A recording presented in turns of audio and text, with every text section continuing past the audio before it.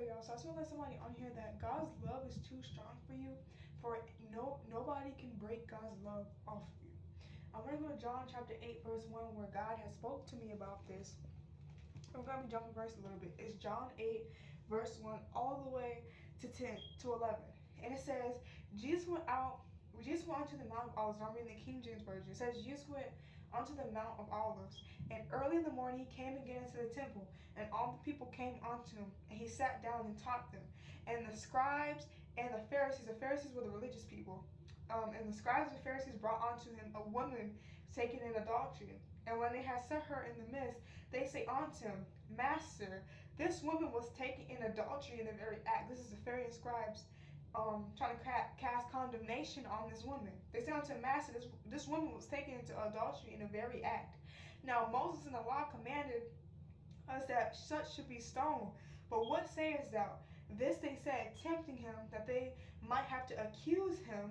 But Jesus stooped down with his finger and wrote on the ground, though he heard them not. So when they continued asking him, he lifted up himself and said unto them, He that is without sin among you, let him first cast a stone at her. And again he stooped down and wrote on the ground. And they which heard it, being convicted by their own conscience, meaning their own sin, their own things that's going on in life, went out one by one, beginning at the eldest, even unto the last. And Jesus was left alone, and the woman standing in the midst. And it was oldest to youngest. The oldest went left first, and then the youngest left. And Jesus was left alone, and the woman standing in the midst.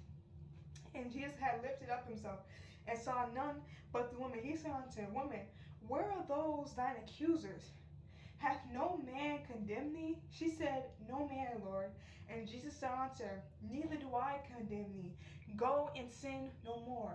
God's compassion, God's grace, God's love for you, it is supposed to encourage you to walk away from sin, to flee from temptation, to resist the devil, and he will flee from you.